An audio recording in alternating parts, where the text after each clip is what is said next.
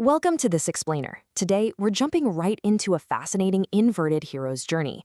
Picture a mythic fable drawn in the stark, heavy inks of a graphic novel. But instead of a shining champion climbing toward the light, we're going to trace the profound counter-tradition of the Dark Sage. We're tracking a philosophical devolution, moving from ancient faith straight down into the modern void, to figure out why, sometimes, the most profound wisdom is found in the exact shadows we usually try so hard to avoid. So let's start with a really provocative thought. We normally think of despair as a pit you desperately need to escape from, right? But what if there's actually an irresistible allure, a literal seduction, to just letting go of optimism? It's that profound psychological draw toward despair, isolation, and finding a strange, heavy comfort in hopelessness. It totally challenges our exhausting, everyday need to constantly strive for something better. Think about the classic world-saving hero for a second. They're full of optimism, they fight for moral purity, and they almost always achieve some kind of redemptive triumph.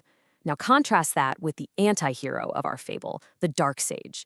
This figure operates on resignation, isolation, and a cold, clear-sighted wisdom. For the Dark Sage, melancholy isn't a disease or an ailment, it's an epistemic achievement. It's a deliberate choice to see the world exactly as it is, rather than how we desperately want it to be.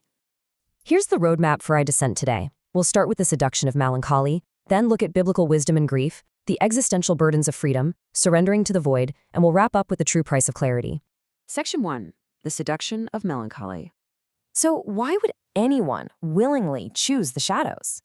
Well, mostly because it dismantles our exhausting need to constantly strive for a perfect world that, let's be honest, might not actually exist. Think about it. What happens when doing everything right still leads to the exact same fate as the fool? It completely shatters the comforting illusion of earthly justice. In traditional fables, the good are rewarded and the wicked are punished, right? But our Dark Sage realizes that the rain falls on the just and the unjust alike. Moving right along to Section 2, Biblical Wisdom and Grief. If we rewind all the way back to the wisdom traditions of the ancient Near East, we see this figure perfectly embodied in the Hebrew Bible by Koheleth, the narrator of Ecclesiastes. He totally rejects the traditional heroic ideal of the righteous, triumphant king. Instead, he looks around and says, you know what? All of this human effort is basically just chasing after the wind. He famously declares that in much wisdom is much grief, and he who increases knowledge increases sorrow. Essentially, the more clearly you see the world's flaws, the heavier the burden gets. This diagnostic melancholy systematically tears down ancient assumptions. Suddenly, righteousness does not guarantee prosperity. Human understanding literally cannot map the moral order. The exact same end awaits the just and the wicked. So what's the takeaway? The true gain is simply the capacity to live without illusion. Koheleth proves that a neat, predictable moral arithmetic just doesn't exist under the sun. But here's the absolute twist in our graphic novel narrative. This realization isn't just depressing, it's actually incredibly liberating. The biblical Dark Sage discovers a massive sense of freedom in just abandoning the demand that life has to be fair. There is this heavy, quiet comfort in acknowledging human limitation and finding a grim sanctuary of truth, resting under the authority of a divine yet utterly indifferent earthly reality. But of course, history marches on. As we move deeper into our fable, we strip away the divine framework entirely and face a wilderness that is so much more terrifying. I mean, what happens when the external cosmic order goes completely silent? What happens when there isn't a divine author holding the pen anymore?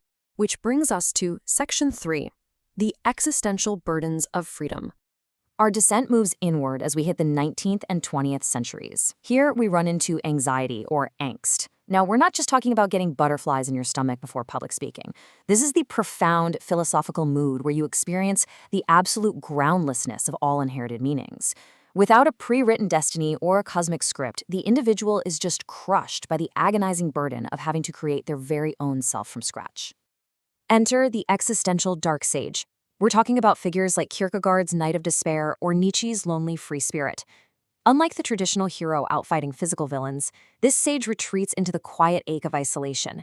They intentionally choose a burdened life over the cheap, easy bliss of societal conformity. For them, melancholy acts like a purifying fire, burning away bad faith and inauthentic attachments, leaving them solely responsible for whatever fragile meaning they can manage to wrestle out of the silence. Okay, so we've gone from a silent god to the exhausting burden of creating our own meaning. But what if we just drop that burden too? What if consciousness itself is actually just a tragic evolutionary mistake? This drops us straight into section 4, surrendering to the void. We've officially hit the absolute bottom of our descent, radical negation. For figures inspired by the cosmic pessimism of Arthur Schopenhauer or Peter Wessel Zapffe, we finally find ultimate relief. And what is that relief? It's the dark peace of simply accepting that existence is meaningless and objective truth is totally indifferent to human suffering.